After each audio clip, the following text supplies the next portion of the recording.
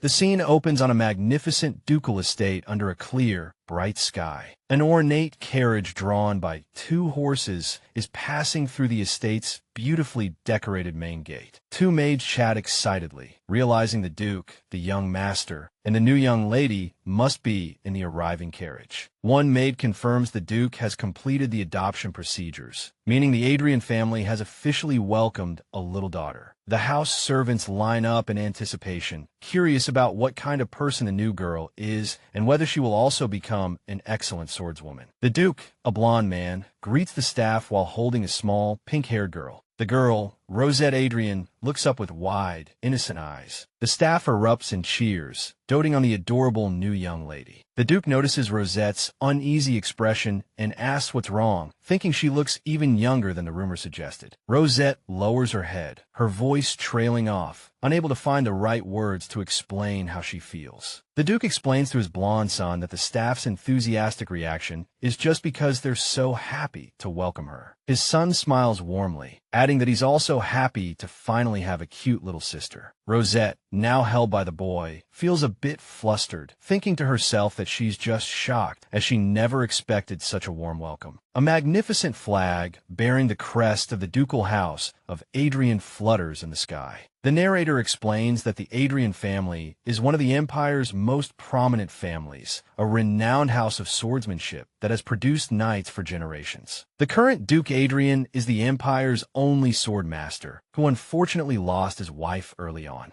A cute, chibi-style Rosette is shown tumbling through a colorful, abstract space. She reflects on how she suddenly stumbled into this new life, seemingly out of nowhere. Rosette recalls preparing herself for a cold reception, certain that no one would welcome an orphan of unknown origin. The young blonde boy holds Rosette, calling her cute, while she squirms for him to stop because it's too embarrassing. A gray-haired butler welcomes the Duke home, whom the Duke warmly addresses as Sebastian. The head butler, Sebastian, informs the Duke that Rosette's room is ready and can be used immediately. The Duke expresses his thanks. He apologizes, explaining that an urgent matter has come up, preventing him from personally showing Rosette around the mansion. His son, Daniel, offers to guide Rosette instead, but the Duke is concerned about his upcoming morning training. Daniel suggests training in the evening instead, but Rosette quickly interjects that it's okay, and she's happy to wait. Daniel, worried she'll be bored, asks if she's sure, but Rosette insists she likes playing by herself. The Duke, holding Rosette, considers her insistence on waiting alone. He decides on a compromise, having Daniel bring his younger siblings to Rosette's room after his training so they can all meet each other. Daniel happily agrees. Daniel tells Rosette to rest in her room, promising to see her as soon as his training is over. As the Duke sets her down, Rosette thinks about the younger siblings Daniel mentioned, realizing she's about to meet the second and third children of the Adrian family. A smiling maid introduces herself as Joanne and says she will be Rosette's personal maid. Joanne gently asks if Rosette is tired and would like to go to her room. Rosette shyly agrees. As Joanne leads her inside, Rosette is struck speechless by the luxury of her new room, amazed that this beautiful room is all hers. Rosette's attention is drawn to something on table. Joanne smiles warmly, about to explain what Rosette has noticed. She explains that because they weren't sure of Rosette's preferences, they prepared a wide variety of toys and gifts for her. Rosette is stunned by the huge children's gift set before her. She sees dolls and even a rubber duck. Joanne suggests Rosette use the ducky during her bath, but a somewhat overwhelmed Rosette declines for now. Thinking Rosette doesn't like the toys, Joanne offers to bring something else, but Rosette hurriedly spots something she likes and points to it. She eagerly grabs a box of colorful wooden crayons, promising to draw quietly while she waits. Rosette stands beside the maid, quietly wondering if she made the right choice. Rosette lowers her head with a serious expression, deciding to use this quiet time to recall the events that led her here. She picks up a crayon, ready to draw, starting from the very beginning of her story. Her first drawing is a simple, cloaked figure with distinct pink bangs. She narrates that this was her before her regression, an assassin who killed countless people and committed unforgivable sins. Her crayon drawing depicts a dark castle being shattered by red fragments. She recalls Duke Adrian's final words, when in a moment of mercy, he told her that she reminded him of his own daughter. He had offered to help her escape her dark life, but she attacked him instead. He didn't even try to fight back and died at her hands. Crushed by a guilt she could no longer bear, she knew she had to correct the past. Fortunately, she was an exceptional mage, and she placed her hands on a magic circle and began the spell to turn back time. A tearful young girl with light brown hair clutches a ray of light, recalling her success in using ancient magic to reverse time. Now, the pink-haired girl scribbles with her crayons, thinking about her plan to avoid the Adrian family in this life. She stops drawing and muses that she never thought they would become so close. She is comically shocked to realize all her crayons have broken. When a maid with light brown braids looks over, the panicked pink-haired girl grabs the maid, frantically explaining that she isn't Joanne and didn't kill the crayons because she used to be an assassin, much to the maid's confusion. The maid covers her mouth, shocked and bewildered by the young lady's strange outburst. The maid smiles warmly and says that the girl reminds her of Lady Isabel and young Master Lucas. The maid reveals that Isabel and Lucas will be her new older sister and brother and asks if she wants to meet them. The nervous girl agrees. The door creaks open, and the girl recalls that in her past life, these two were famous members of the Imperial Knights. Two imposing blonde knights, a man and a woman in armor, appear on screen, crossing their swords above a castle. She wonders what they were like as children, just as their younger selves, a blonde girl and boy, come into view. The second child of the Adrian family, the blonde girl, notes with a stern expression that the newcomer is younger than she expected. The blonde boy, the third child, waves cheerfully. As the newest and youngest member of the Adrian family, the little pink-haired girl stands quietly before her new older brother and sister. The pink-haired girl feels inexplicably overwhelmed by Isabel's aura. The blonde boy, Lucas, playfully tries to get his sister's attention, while the narrator notes that the second child, Isabel, is another story. An illusion of a roaring lion appears behind Isabel, her intimidating aura making her seem like a beast to the observer. A blonde man formally introduces the pink-haired girl to Isabel and Lucas, announcing that they are her new older sister and brother. The pink-haired girl nervously introduces herself as Rosette, only for Isabel to reply with a cold O. Isabel stares at Rosette and coldly asks why she has come to their family. A terrified Rosette finds Isabel scary and difficult, internally agreeing that perhaps she shouldn't have been adopted. Rosette recalls that until this moment, everyone she had met had been surprisingly kind to her. She sits on a sofa with the blonde man, resigning herself to the fact that there will always be someone who dislikes her. Rosette's face is cast in shadow as she stands alone, wondering how to respond. Lucas tells his sister, Belle, that her words are too harsh, but she coldly retorts, asking if she said anything wrong, leaving Rosette to wonder if she should just stay silent. Staring at her drawing, Rosette remembers her true purpose. She came back to atone for her past mistakes. Her mission is to repay Duke Adrian, the kind man with purple eyes who was the first to show her tenderness. Looking out at the magnificent room, Rosette hardens her resolve, refusing to back down from such a small challenge. "I'll use magic," Rosette suddenly exclaims, accompanied by a flash of light that startles Isabel and Lucas. She admits that while she can't use it skillfully yet, everyone, including the Duke, has told her she has a talent for it. Rosette earnestly declares she will learn magic quickly to be of help, leaving a stunned Isabel to demand what she means. She excitedly lists the various support tasks she could perform with magic, from styling Isabel's hair to keeping her tea warm. Rosette blushes furiously, looking up with hopeful eyes and pleading, "Please don't hate me too much." Isabel remains completely silent, her face shrouded in shadow and unreadable. After a moment, Isabel's composure breaks, and she lets out a bewildered "huh?" Rosette stands before her new sister, patiently waiting for a real response. The scene shifts, showing a magnificent flag bearing a deer crest. Isabel reflects on her family's long and distinguished history of producing knights and sword masters for generations. Looking at the small and fragile Rosette, Isabel doubts how someone so weak could endure the harsh life of their family. An older blonde woman muses to Isabel that it's better than having the new girl cry every day because she can't keep up. Rosette, overhearing the conversation, stops in her tracks, thinking, wait a minute. It dawns on her that Isabel might actually be worried about her well-being. In a cute fantasy sequence, Rosette imagines herself defiantly claiming she isn't worried at all. Isabel tells Rosette that it's her choice to suffer, but then formally welcomes her as a member of the Adrian family. Isabel sternly lectures that a noble must never do menial chores, and Rosette obediently agrees, addressing her as Lady Isabel. "Call me sister," Isabel suddenly shouts, forcefully correcting her, and a startled Rosette quickly complies. Isabel points at her, commanding that if Rosette doesn't act with more confidence, she'll be sent back. Lucas teases his sister, revealing she was the one who personally decorated Rosette's room, causing an embarrassed Isabel to tell him to shut up and threaten to hit Lucas. Isabel gently pats Rosette's head, leaving the little girl to wonder if her new sister really did decorate her room. Lucas beams, warmly asking Rosette to call him Brother Lucas. Lucas points forward with a confident smile, while his sister Isabel watches impassively in the background. As Lucas begins to speak to Rosette, his stomach lets out a loud growl. Lucas suggests they go eat, as his training has made him hungry, and the scene then transitions to the grand Adrian estate. Having overcome her first challenge, Rosette immediately faces a second, a salad full of shrimp. Her inner monologue reveals her panic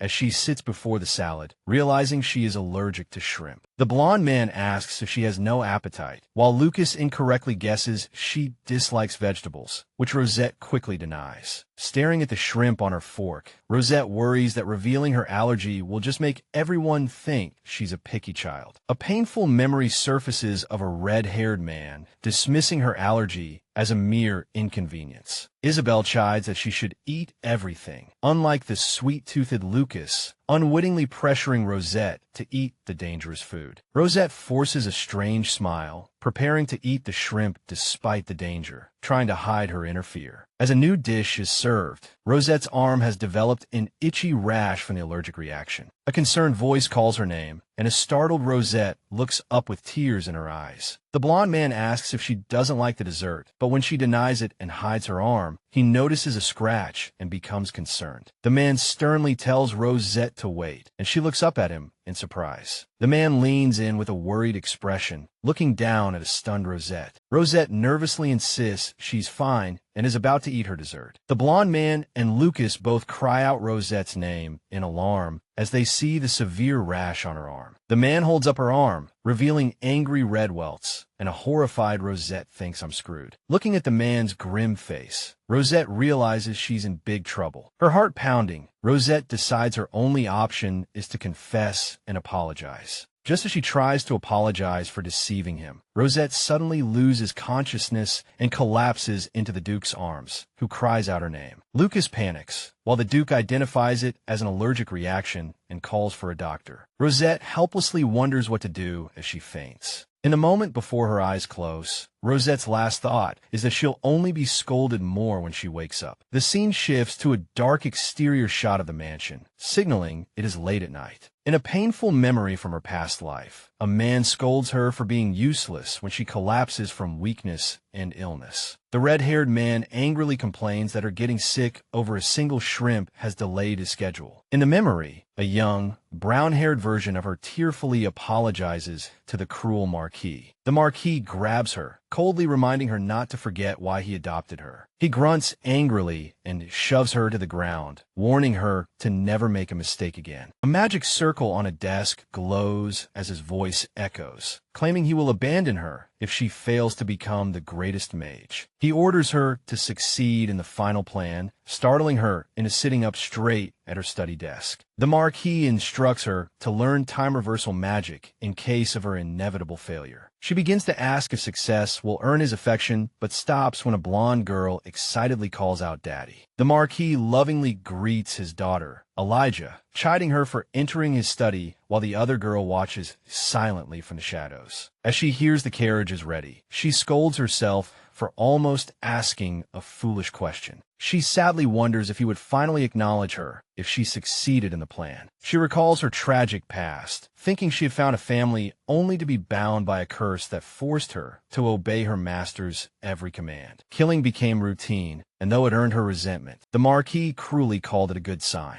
wielding powerful dark magic. She remembers being told that someone as worthless as her had finally become useful. Her hands glow with purple energy as she recalls how becoming useful was seen as an improvement. A blood-soaked montage shows her killing enemies to ensure the success of her master's long-awaited final plan. Against a blood-stained background, she desperately thinks about whether he will finally look at her when that day comes. The episode title is displayed on a decorative scroll banner. The scene transitions to a sunlit, luxurious room in the Adrian mansion. Rosette wakes up startled in bed to a voice informing her that the doctor has already visited. The Duke is standing by her bedside. He covers his mouth, expressing deep relief and concern. Rosette hides under the covers, timidly responding to the Duke, who stands there with his arms crossed. Rosette peeks out from behind a door frame with a somber, pensive expression. The Duke stands before Rosette, whose arm is now bandaged. The Duke sincerely apologizes for his oversight in not checking for allergies. He laments not thinking of it, as none of his own children have allergies, leaving Rosette to wonder why he is apologizing for her mistake. The Duke insists he is the one who should apologize, but Rosette quickly tells him it's not his fault. Rosette clutches her nightgown, apologizing for her flaw and admitting she couldn't bring herself to eat the shrimp. Rosette stands quietly, her large eyes filled with uncertainty, awaiting his reaction. The Duke gently lifts her chin, asking who told her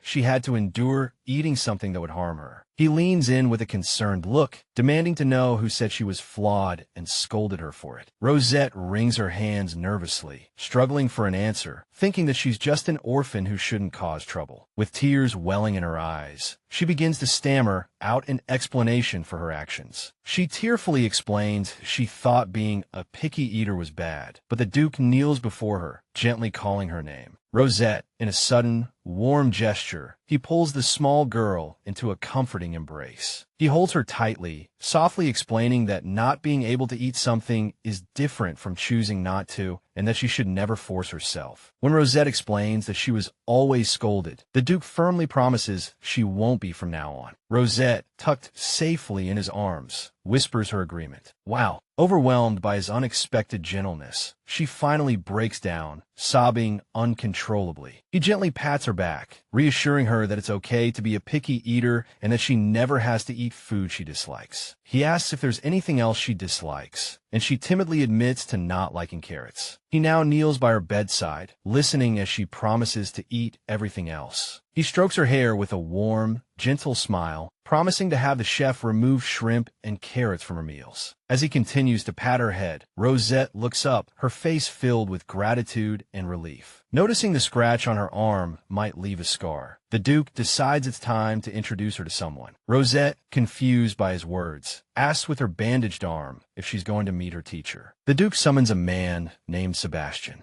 and instructs him to call for Celine. Rosette watches in confusion, wondering who this Celine could be. Her question is soon answered by the sound of approaching heels. A mysterious red-haired woman appears amidst a flutter of butterflies, expressing her surprise as she realizes who Celine is. A magical red butterfly glitters in the air. A beautiful red-haired woman materializes in a swirl of butterflies and magic, playfully asking if Rosette is a hidden princess before conjuring a flower from golden light. She presents a beautiful flame rose to the astonished Rosette. The red-haired woman gives a slight curtsy, smiling as she says it's a pleasure to meet you. My lady. The elegant woman stands before Rosette, who sits in an ornate chair holding the magical flower. She smiles warmly at the little girl. The woman greets Rosette again as a cute, chibi version of herself appears. Rosette recalls her past. This woman is Celine, the Flame Witch, a powerful mage who had wanted to take her as a disciple. In a flashback during the war, Celine playfully tries to recruit a younger, hooded Rosette, promising to treat her better than the stuffy Marquis. The younger Rosette coldly dismisses Celine as the weaker mage, a memory that now makes her cringe with embarrassment at her own arrogance. She remembers Celine walking away, telling her to keep her distance precisely because she was growing fond of her. Rosette recalls warning Celine that the Marquis would kill her, a fear that became reality when Celine died in a mysterious accident in her room shortly after. Rosette concludes the Marquis must have eliminated Celine, a key mage allied with the Duke, to remove a threat. An illusion of Celine unleashing her full flame magic floods Rosette's mind. Back in the present, Rosette hesitantly reaches for the magical rose Celine offers. The moment her fingers touch it, the flower erupts in a brilliant glow and a shower of butterflies. Rosette's jaw drops, completely captivated by the beautiful display of magic. Celine proudly boasts about creating real flames and asks if she's all right after seeing Rosette's stunned reaction. Celine apologizes for showing off, but Rosette insists it's the most beautiful magic she's ever seen, internally scolding herself for acting like an excited child. Rosette sits quietly, watching the scene before her with wide eyes. Celine playfully asks the Duke if Rosette is the rumored hidden young lady, prompting the Duke to cut her off. Rosette wonders if her excitement stems from witnessing such a peaceful moment for the first time. Celine sheepishly apologizes for showing off in front of the famed young lady. She curtsies gracefully against a backdrop of flowers and formally introduces herself as Celine. Rosette hops off the large chair and stands before her.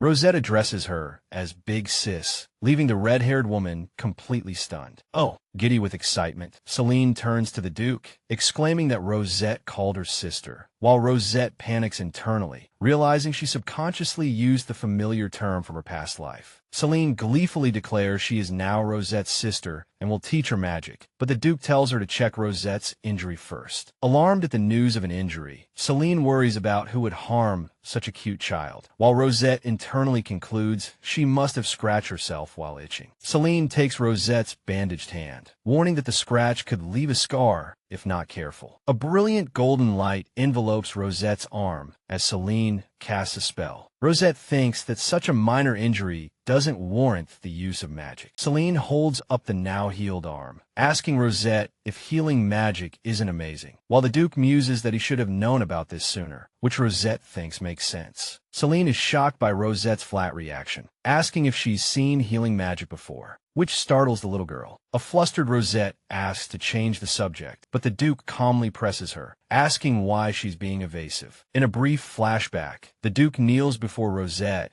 as she internally reflects on how awkward this situation is for her. Celine asks if Rosette really used healing magic herself, which the Duke confirms, leaving a shocked Celine to explain that magic is a science, not an instinct. Rosette panics internally, realizing she can't explain using a formula from her past life, and begins to speak to the Duke. Celine declares with a serious expression that Rosette might be a genius. In an equally grave, Duke admits he thought so too. Celine enthusiastically promises to guide Rosette well, while Rosette silently wonders if it's really okay to let this misunderstanding continue. Celine hugs Rosette tightly, calling her cute, prompting the girl to nervously ask when her lessons will start. Celine, holding Rosette, explains it's too soon, shocking the girl, who worries people will doubt her abilities if she doesn't start soon. Celine explains that Rosette's body is too small to form a manicore. When Rosette asks what to do, the Duke tells her she doesn't have to do anything. Rosette looks up, wearing a blank and slightly confused expression. In a warm embrace against a floral-framed background, Rosette promises to do her best, while Celine tells her to eat well, except for shrimp. Celine reassures Rosette that a child's job is to rest and grow strong, praising her for working hard that day. The Duke gently pats Rosette's head in a quiet, reassuring gesture. Celine waves an enthusiastic goodbye before leaving with the Duke. Rosette collapses onto her bed, thinking how completely unexpected the day's events were. A memory flashes of being held in the Duke's strong, powerful arms. She recalls how she broke down and cried uncontrollably when he held her. Lying in bed, she notes how emotional she has become as a child and wonders if this is time reversal, not reincarnation. A thought suddenly strikes her, and she lets out a soft ah. A flashback reveals a dark-haired man in shadow, desperately wondering why tragedy had to strike. The man's sorrowful thoughts continue as he questions what his master and someone named Daniel did wrong. As Rosette rests, her last thought before sleep is a lingering question: why? The Duke abruptly orders his butler to cancel all appointments for the next day and prepare the carriage. Standing in the warm morning light, the Duke appears lost in thought. The episode title appears again against a background of green leaves. A man with dark, wavy hair in a green suit looks up in surprise. The Duke stands before him, and the man recognizes him as Duke Adrian. The man asks why the Duke has returned and if something happened to Rosette, but the Duke throws the question back at him. The orphanage director, confused by the Duke's accusation, asks what he means by allergy. A close-up shows a shrimp salad as the narrator explains Rosette collapsed after eating it. The Duke's serious face is superimposed over a memory of Rosette at the dinner table as he states that she already knew she was allergic. The Duke leans in with an intimidating gaze, demanding to know if the director ever forced Rosette to eat things she couldn't. The director, sweating profusely, frantically insists that nothing of the sort ever happened. He explains that while he taught the children not to be picky, he never forced a child to eat something they couldn't. The man swears with a hand on his heart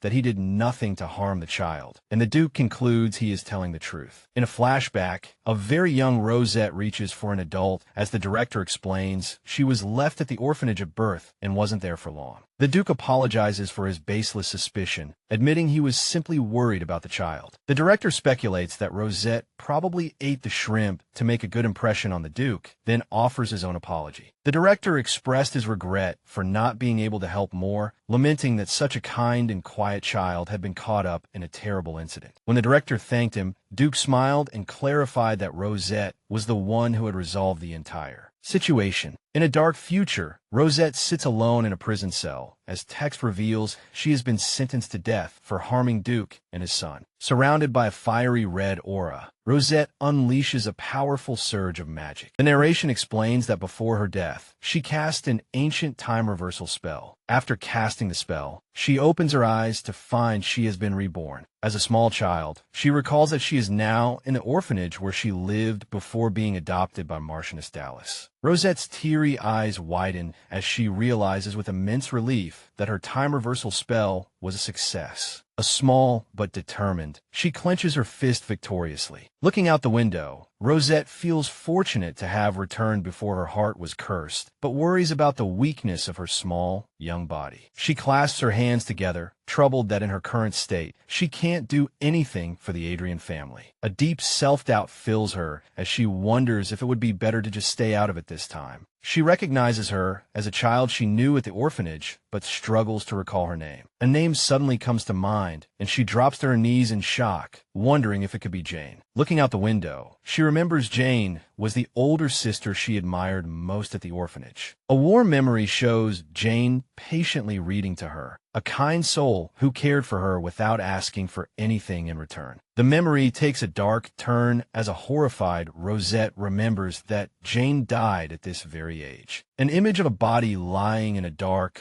rainy alley flashes through her mind, and she realizes it happened during this season. She runs down a long, dark hallway, determined to stop the unjust death she knows is coming. She recalls Jane secretly saving money to buy her first dress, only to be watched by a sinister-looking man. Rosette runs into town and overhears villagers viciously gossiping about orphans who steal. The narration reveals the tragic truth. Jane was mistaken for a thief and beaten to death by the angry villagers. "Stop!" Rosette shouts, throwing herself in front of an attacker to protect someone, startling the man. As a villager questions her presence, Rosette kneels by Jane's battered body, apologizing for being too late. Looking at her fallen friend, Rosette regrets having abandoned the orphanage after her adoption. She embraces Jane, releasing a brilliant surge of healing magic. The villagers watch, stunned, as Jane's wounds begin to disappear, and someone asks if Rosette is a mage. As one man scoffs at the orphanage brat, a gloved hand firmly grips his shoulder from behind.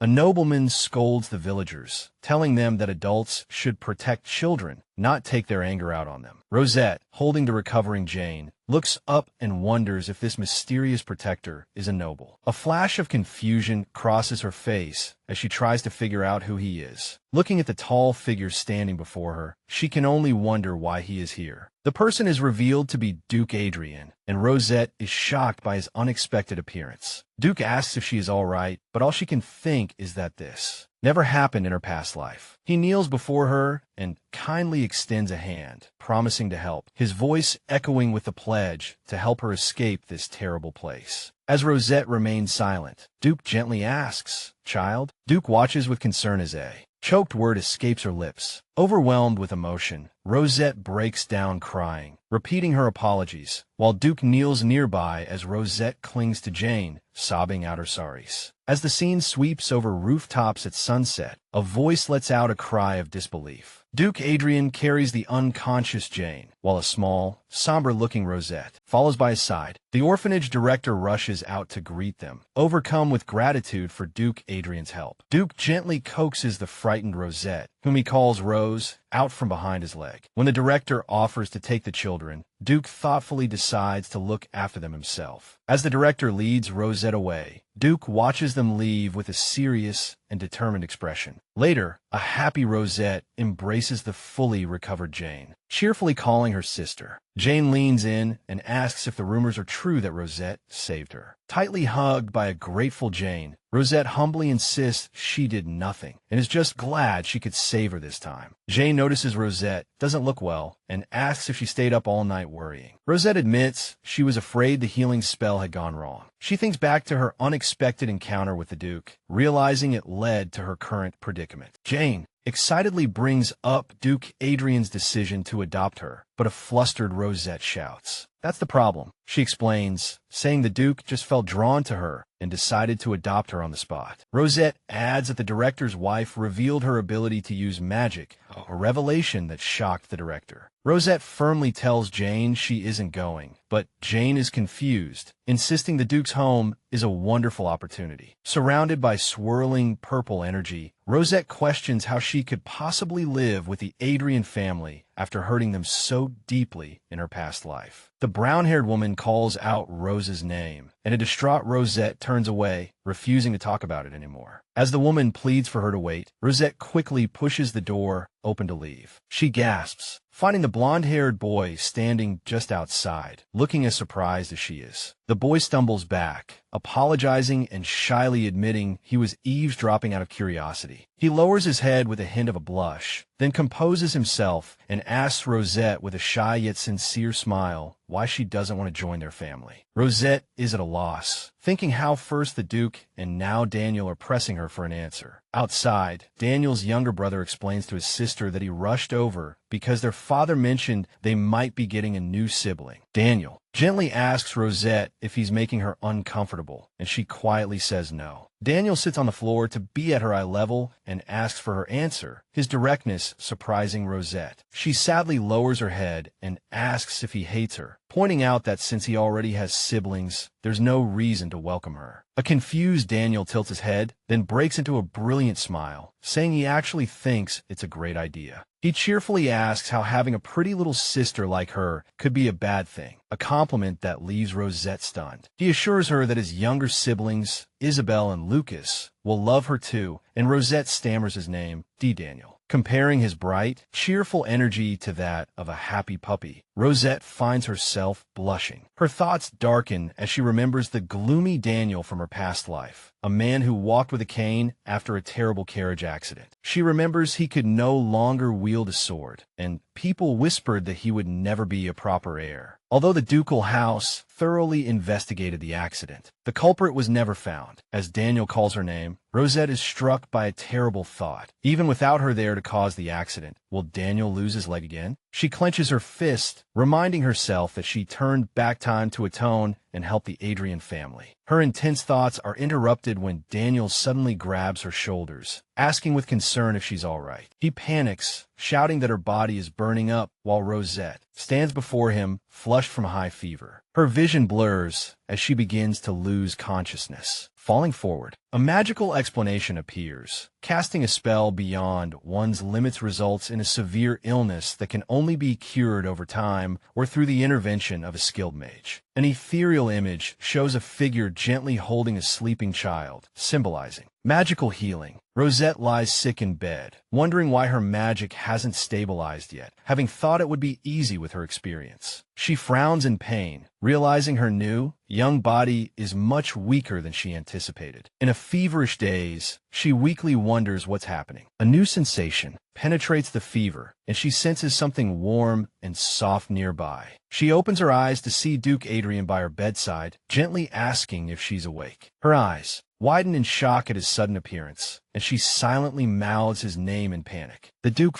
apologizes for startling her. He asks if he did something wrong, while a flustered Rosette bites her lip, unsure how to respond. He explains that he is using his own magic to guide and soothe hers. As he takes her small hand, a gentle energy flows into her, and she feels a comfortable warmth spread through her body. The Duke admits he isn't a mage and isn't sure if he's helping, asking if she feels any better. He then gently asks if she truly feels uncomfortable staying at their home, which makes her flinch. He assures her with a kind smile that he doesn't want to force her, admitting his offer was too hasty. Rosette looks up at him, her expression softening at his gentle words. He offers to sponsor her dreams instead of adopting her, and she finds his voice as warm and kind as his magic. As he smiles at her, she thinks to herself that she still doesn't feel fully prepared. With a determined look, she clutches the blanket and makes her decision. The Duke watches her quietly, awaiting her answer. Rosette's resolve hardens. She decides to go with them and change their tragic future. She concludes that helping them is the only true atonement she can offer for the sins of her past life. Later, the Duke bids farewell to a man in a green suit, who thanks him for the unexpected visit. The Duke calls for Joseph, and a blue-haired servant appears, holding a large pile of gifts. He instructs the man to distribute the gifts to the children, and the man beams, saying they will surely be delighted. The man sighs that he wanted to bring more, but ran out of time, making the Duke wonder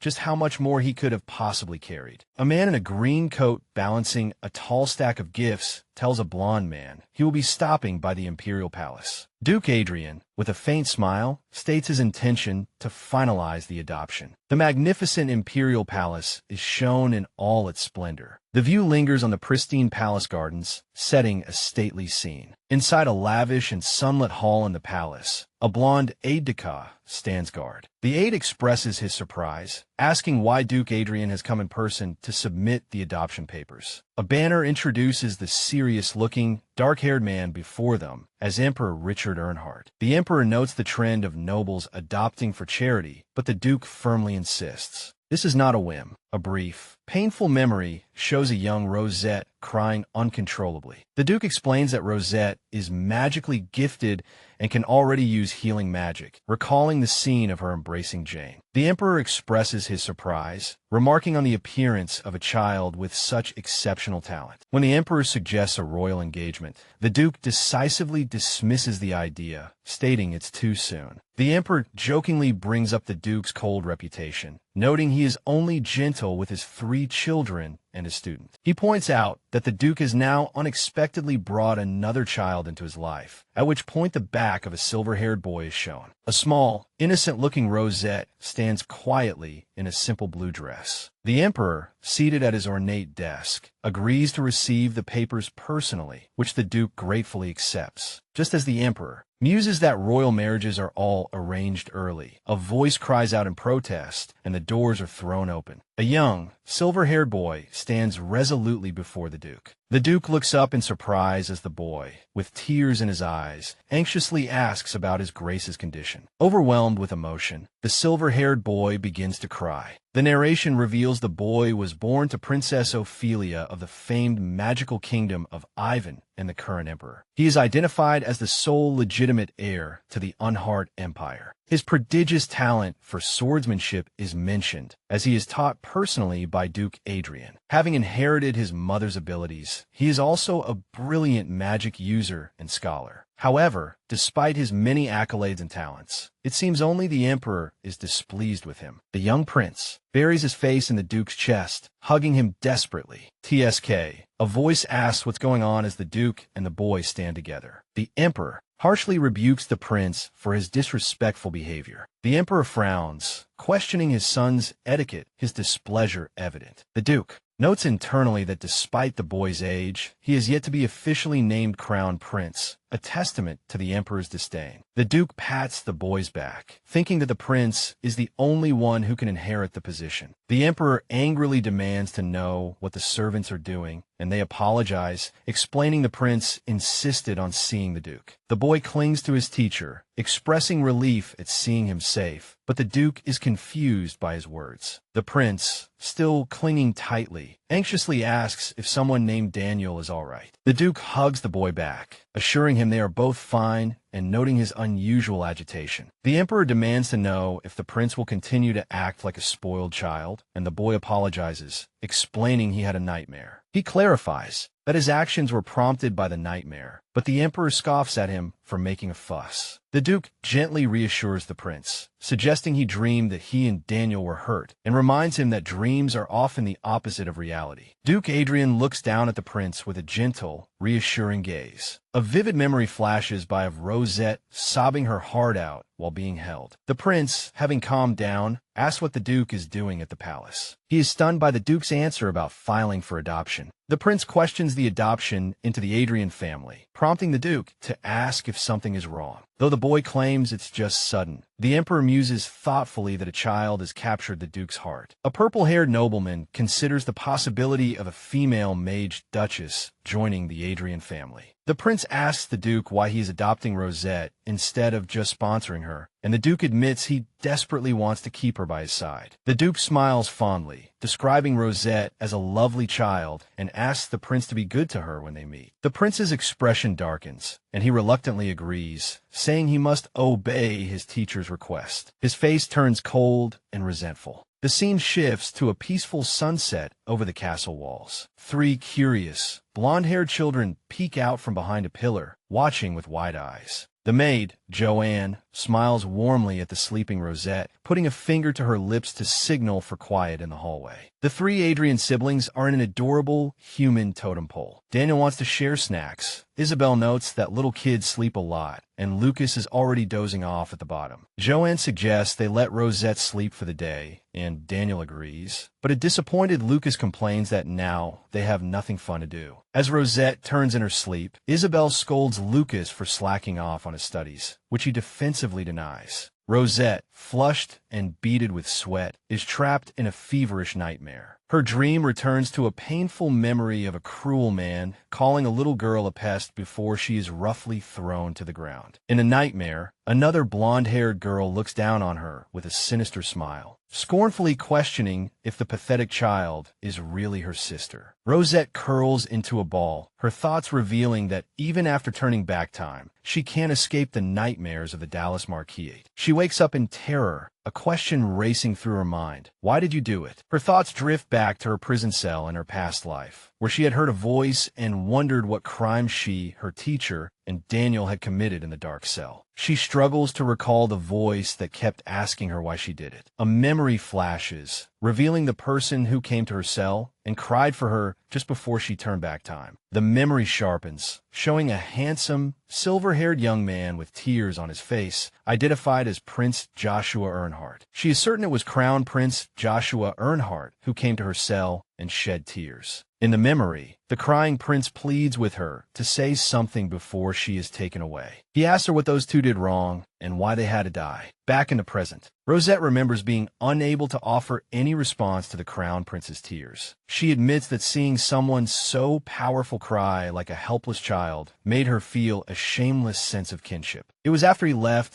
that she made the final decision to turn back time. She cries, thinking that while it sounds like an excuse, her choice wasn't entirely of her own free will. She reaffirms her goal to set everything right, begging him to wait just a little longer. With fierce determination, she vows aloud that no matter the cost, she will bring the people he cherishes back to him. The vision of the sorrowful prince standing behind the cell bars fades. Her memory focuses on her younger self. Looking up at the prince, Rosette's eyes snap open. She sits up abruptly, horrified to realize it's already morning. In a moment of chibi-style panic, she frets about oversleeping when she has a mountain of things to accomplish. Looking at her notes, she focuses on a drawing of a carriage crash, deciding her first priority is to stop the accident that injured Daniel. She recalls he was hurt at a very young age and worries it could escalate into a major incident if she doesn't intervene. Just as she resolves to guard Daniel closely, her door opens and a voice calls her name. Duke Adrian stands in the doorway, smiling as he calls her his daughter and tells her it's time to eat. He gently asks if she's awake, and a flustered Rosette apologizes for sleeping so long. As he reaches for her, she shyly agrees that she'd love to eat with him. The Duke observes that she seems to have grown close to Daniel, but then his expression shifts as he prepares to tell her something. He informs a stunned Rosette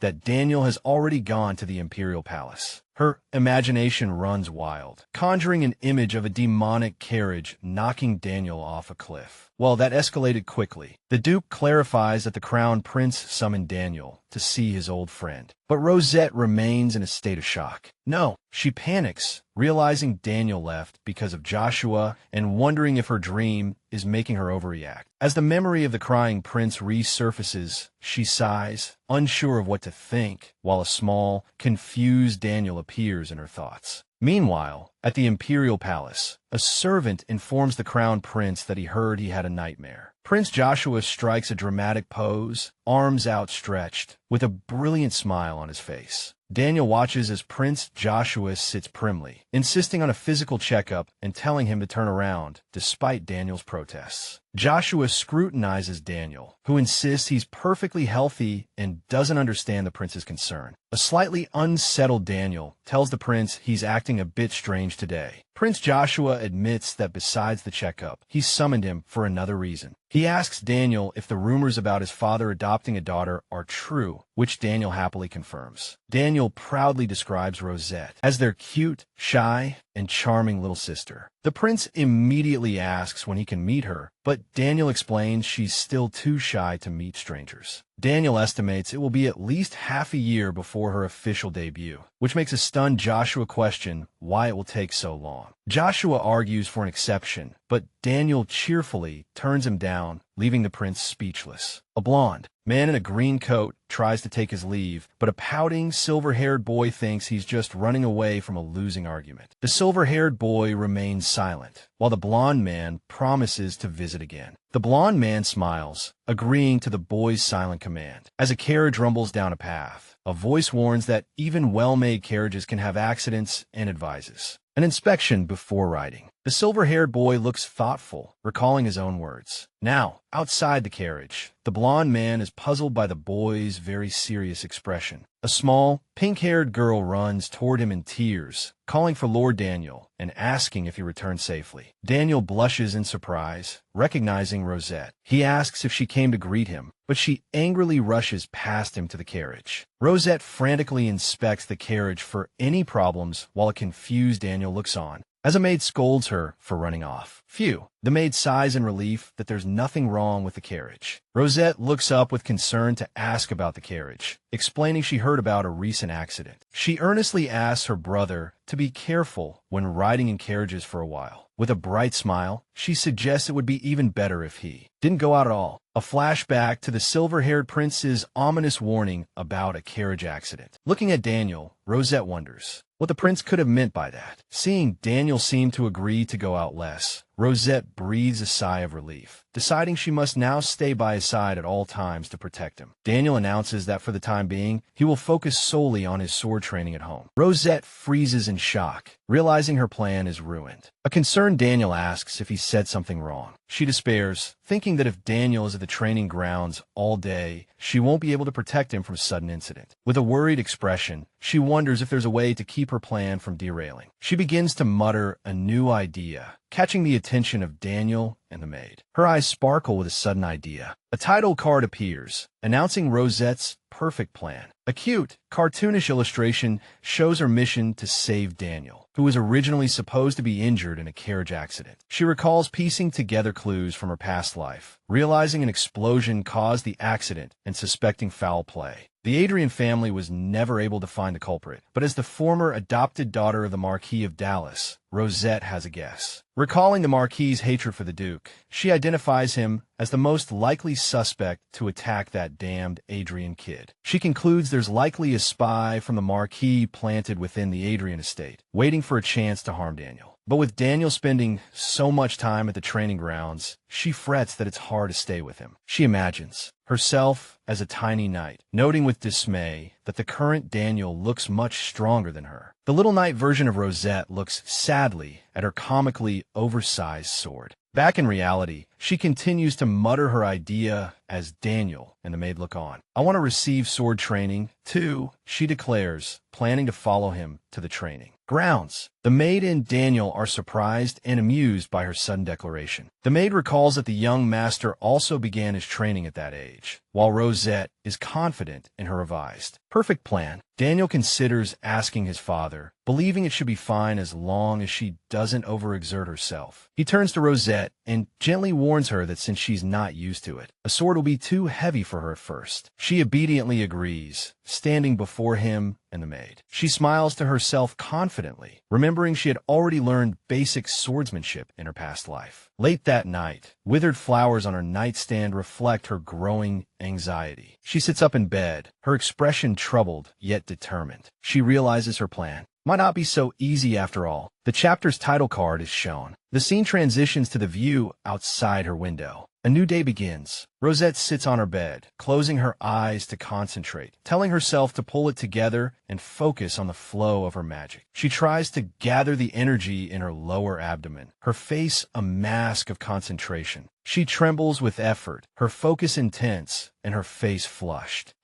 She exhales sharply, collapsing onto the bed in exhaustion. Frustrated by the difficult magic training, Rosette pants, lamenting that she's failed again and wondering why creating a magic core is so hard. Lying exhausted on the bed, she recalls being bettered than before for using magic without a core and feels the urgency to create one soon. She laments dejectedly that while she knows the method, her small body lacks the physical stamina to create a magic core. She sighs, looking at her small hands, disappointed to realize just how weak her body truly is. She sits on the bed. She firmed her resolve, knowing she needed magic to protect Daniel, but worried she currently lacked the strength. She scoffed at her earlier confidence in physical training, now fearing she would collapse from overexertion. Weighing her options, she wondered if she should ask someone named Celine for guidance to speed up her progress. Her hopes were dashed when Rosette overheard the Duke and a red-haired woman agree that she was too young and should wait. The Duke smiled, saying her first priority should be to get a little chubbier, an idea the red-haired woman enthusiastically supported. Watching the two happily chant chubby chubby, Rosette realized they would stop her from training and force her to focus on gaining weight. She resolved to try again, planning to make her request tomorrow, while in another room, a blond boy named Lucas was fast asleep at the dining table. Rosette watched the blond boy devour an amount of meat equivalent to his body weight after training, wondering if she could do the same. Suddenly, a knock on her ornate room door startled Rosette from her thoughts. As a voice announced her father was entering, Rosette wondered about the reason for the sudden late-night visit. She flinched, shutting her eyes tightly, bracing for the worst. Peeking with one eye open, she was surprised to find not a scolding but a teacup being offered to her. The Duke gently took her hand, smiling as he asked if she couldn't sleep. He offered her warm milk, explaining he heard her moving about as he passed by, and she marveled at the swordmaster's incredible hearing. The Duke glanced around the messy room, while Rosette worried about how to explain her attempt at doing her nails. He assumed she was just too excited to sleep, comparing her to Lucas, and Rosette mentally thanked the sleeping boy for the misunderstanding. Rosette played along, claiming excitement for her swordsmanship training, and the Duke confirmed he knew she was starting with Daniel tomorrow. A memory surfaced of Daniel suggesting a jog, only to be called an idiot by a younger blonde boy who insisted on walking. The Duke explained that the other children were worried about her, making her wonder if she really looked that frail. He smiled warmly, assuring her that everyone would take care of her, but also gently. Warned her not to overexert herself. Cradling the warm milk, Rosette obediently agreed, and he advised her to only do what she enjoys.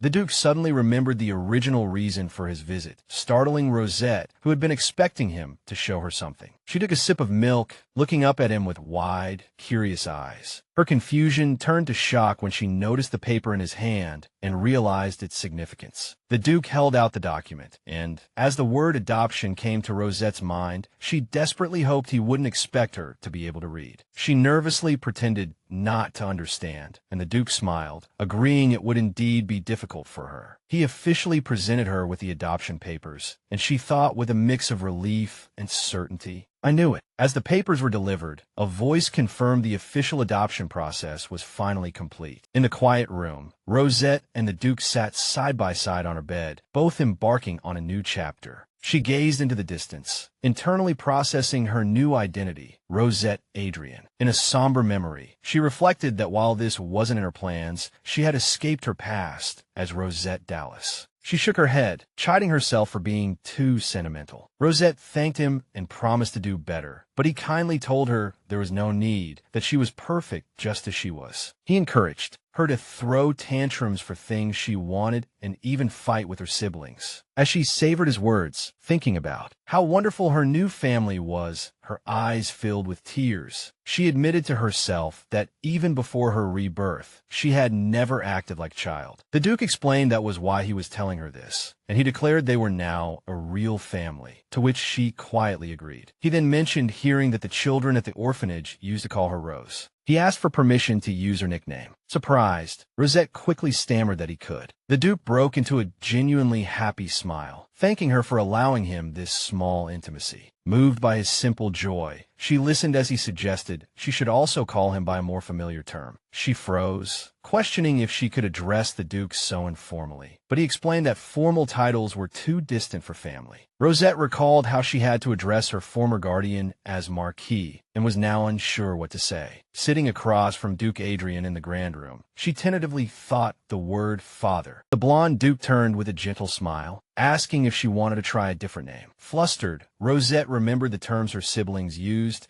and asked if there was another word besides father. She searched for another word with the same meaning, looking up with wide, innocent eyes as the Duke watched her with a fond expression. She shyly offered a new term, Dad. "Yes, Rose," he replied softly, gently booping her nose. Overwhelmed with emotion, she covered her mouth, thinking she liked it but still feeling hesitant. The Duke handed her the empty cup and told her to get some sleep, while she internally noted how close he was. As he turned to leave, little Rosette looked up at him and quietly agreed. She hesitantly wished him, "Good night, Dad," and he returned a warm, pleased smile. He wished her good night as well, calling her Rose, before the door clicked shut. Alone in the magnificent room, she let out a weary sigh and flopped onto the bed. Lying on her back, she reminded herself of her purpose in this family was to protect them. Yet she admitted to herself that it felt like she was already becoming part of a real family. Suddenly, she jolted up from a reverie. Lying back down, she reaffirmed her mission to repay her debt, thinking this happiness wasn't meant for her. Gazing out the ornate window, she steeled her resolve to stay alert. She stood tall in the grand hall, psyching herself up. A cheerful Daniel appeared with a wooden sword, announcing that starting today, he would be assisting with her morning training. Now in a small training outfit, Rosette stood at attention nervously, confirming she was ready. Daniel suggested starting with a light jog, which she agreed to, while nearby, the Duchess and a man noted how excited Lucas looked to be teaching Rosette. A pair of knights whispered to each other, confirming the little girl was the young lady who would be learning swordsmanship. One of them worried aloud, imagining she might be a fearsome termagant like Lady Isabel. However, observing her gentle demeanor, he noted her aura seemed completely different as she stood beside a stretching Daniel. "All right, let's run, Rosette," Lucas called out enthusiastically, and she replied with a furry yes. Rosette and Lucas began to jog, passing the line of knights observing them. She focused on her run, her pink ponytail bouncing as she moved down the hall. Rosette, panting and flushed from the exertion, inadvertently charmed the onlooking knights, who blushed at how cute she was. As Rosette started to wobble, Daniel commented on her terrible form, and she admitted this was already her limit. She thought that despite the embarrassment, she had to persevere. Her true goal was revealed. She had to endure the training to find the Dallas spy among the knights. As her gaze swept over the knights, Daniel called out a warning for her to watch where she was going. He reminded her she'd fall if she looked away, and just then, her foot caught on the floor. With a thud, she fell face first onto the ground in front of everyone. She lay motionless on the floor while the knights watched in silence. The knights finally reacted, exclaiming that the young lady had fallen. Though physically fine, Rosette was mortified by the embarrassing fall. One knight rushed to her side, asking if she was hurt, while Daniel knelt to help her. A blue-haired knight offered to carry her on his back. Rosette's eyes widened as she looked up, her mind racing as she thought, wait a minute. As the blue-haired man held her, she was hit with a flashback, recognizing him as Joseph Oserta, a knight she knew from the Dallas estate. Her mind reeled, questioning why Joseph was here when she remembered him joining the Dallas Knights. She recalled the strict code. Once a knight swore fealty to a master, they could not serve another family. Staring at Joseph's face, she panicked at being held by a spy, internally begging for Daniel to get this man away from her immediately. Daniel's voice broke through her thoughts, and she let out a scream, recoiling from the spy's hands. Daniel scooped up the struggling Rosette, who yelled no as she was lifted. The blue-haired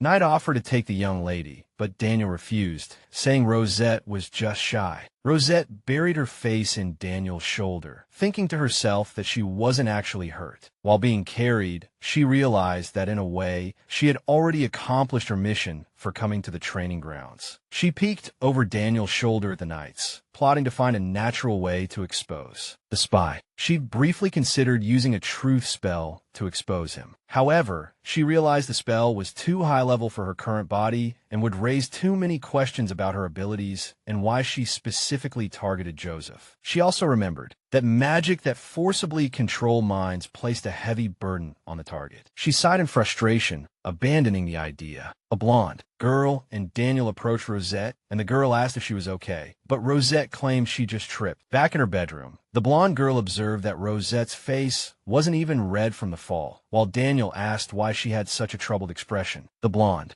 girl confidently declared that Rosette must have a crush on Joseph, leaving Rosette utterly stunned. As Joseph walked away in the distance, the girl insisted Rosette had been staring at him, while Daniel continued to hold the surprised Rosette. A flustered Rosette vehemently denied the accusation, while Daniel wondered what kind of misunderstanding this was. Daniel chuckled, commenting that Joseph was a kind and excellent apprentice, much to Rosette's shock. Another blonde youth with purple eyes appeared, asking if Rosette was interested in Joseph before whispering to the girl that it was love at first sight. When Rosette told the blonde girl she didn't know what love was, Daniel and the girl praised Joseph's diligence and good reputation, making Rosette reconsider. Daniel added that he seemed like a good person, leading Rosette to sit down and wonder how someone like that could be a spy. The purple-eyed man leaned in to add what he'd heard, while Daniel and the blonde girl playfully argued behind him. Rosette silently looked up at him with wide, curious eyes, her lips parted slightly as if in realization. Time passed, and Rosette continued her training under the watchful eyes of others. The training left her exhausted, and she noted that while a 10-minute jog was still her limit, she had improved. Joseph approached the tired Rosette, handing her a towel and commenting that she had grown a lot and had become quite close with Joseph. Rosette happily thanked Joseph for the towel, privately lamenting that she hadn't been able to clear up Lucas's misunderstanding, as Lucas watched them with an irritated expression. Clutching the towel, she decided today was the day she would ask him. Rosette nervously asked Joseph for a favor, and he smiled warmly, agreeing to anything. When she asked if he had any siblings, his expression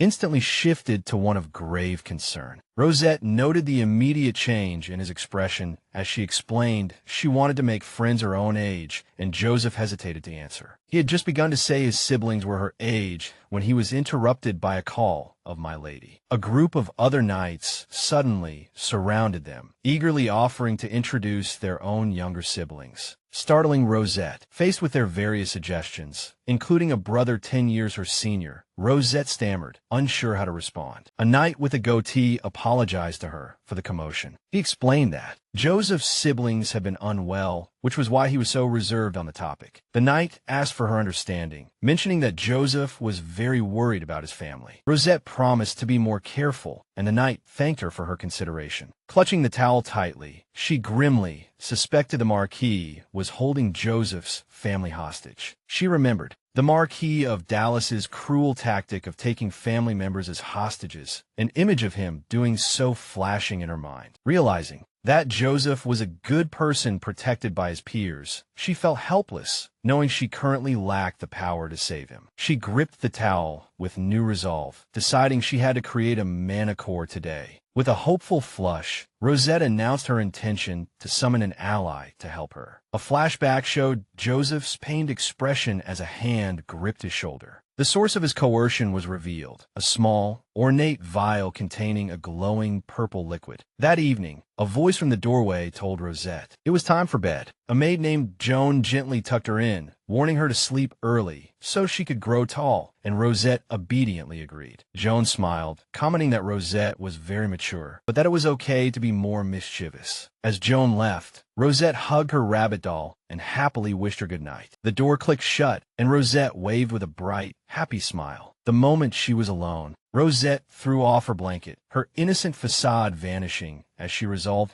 to finally create her mana core alone in her room. Rosette reassured herself that her mana core didn't need to be large. She closed her eyes and focused, remembering she just needed to gather and stabilize the power. As a blue aura enveloped her, shimmering magical energy coalesced at her chest. Focusing on the memory of running with Lucas, she called upon her power, which erupted into a brilliant ball of light. She opened her hands to find a tiny spark, letting out a soft ah. She threw her arms up in ecstatic cheers, having finally created her mana core. She celebrated her success, realizing she was a full year ahead of her progress in her past life and would soon be able to cast spells. Her expression turned serious as she reminded herself that magic wasn't the immediate priority. She remembered another important task: to find the one person who had stood by her side in her past life. She reached for the floating orb of light, thinking of this person as her only friend. A vision of a glowing, winged creature appeared before her, and she whispered that she missed it. As she tearfully pleaded for its return, ethereal feathers began to fall. With a pop, a small, round white bird with black-tipped wings burst out of a pink ribbon, chirping sweetly. The little bird flew toward the surprised Rosette. Rosette joyfully hugged the bird, calling it Pippi, as a narrator explained that mages can create familiars to be their companions. A flashback showed an adult Rosette as the narrator explained that her familiar, Pippi, was created for mana and was her only friend. Back in the present, she hugged Pippi, expressing how happy she was to have it back, and Pippi chirped in response. Returning to her mission, she told herself it was no time to be sentimental, which startled the little bird. She instructed Pippi to report any suspicious activity from Joseph, then peeked out the crack of her door, confident her familiar could now watch the spy. She leaned against the balcony railing, entrusting this important task to her tiny familiar. Pippi flew off into the night sky, and Rosette hoped this would prevent any harm from befalling Daniel. Suddenly, Pippi let out an urgent cry, and Rosette looked up with a questioning gaze. She asked what was wrong as the panicked bird zipped through the air, chirping desperately. A confused Rosette wondered what Pippi meant, realizing the bird was flying toward the carriage house. As she worried that someone was already tampering with the carriage, her eyes widened in fear. The scene shifts to the silent carriage house under the moonlight. The blue-haired knight, Joseph, turned in surprise as someone yelled for him to stop. He watched in shock as Rosette rushed down the stone steps, panting heavily, her familiar landing on the ground behind her. Rosette caught her breath in front of Joseph, who asked why she was out so late. As she pleaded with him to stop, Joseph's expression darkened, and he internally questioned who was threatening him using his little brother as a hostage. He asked Rosette how she knew, and she nervously offered to help him. She explained that while she may seem like just a child who suddenly appeared in the Adrian family, she would help him. Her words left Joseph staring at her, speechless. Joseph apologized, causing a worried Rosette to ask if he didn't trust her. She threatened to tell her father, but Joseph quickly said it was all right. He firmly repeated that he couldn't go through with it, leaving Rosette completely confused. Joseph confessed that while he was worried about his family, he couldn't harm the Adrian family because the Duke had been too good to them. He revealed he had already returned the suspicious potion he received from the blackmailer. He added with a chilling smile that if his family was harmed, he was fully prepared to die with them. Rosette asked why he was in the carriage house, and he explained there was another spy. He had come to check for sabotage, but feared it was already too late. He apologized for not realizing there was another spy sooner, but Rosette grabbed him, insisting it wasn't too late. She suggested they check the carriage now, while Daniel was asleep, but Joseph corrected her, revealing the target wasn't Daniel. He revealed the real target was Duke Adrian. Rosette clutched her nightgown in terror, refusing to believe it and frantically asking where her father was. Joseph grimly stated that the past had already changed and told her the Duke had already left in one of the carriages. A horrific vision flashed through her mind, her father's body lying next to a wrecked carriage as she cried out his name in despair. A promotion page shows recommended series. A recruitment banner for translators, proofreaders, and editors is displayed.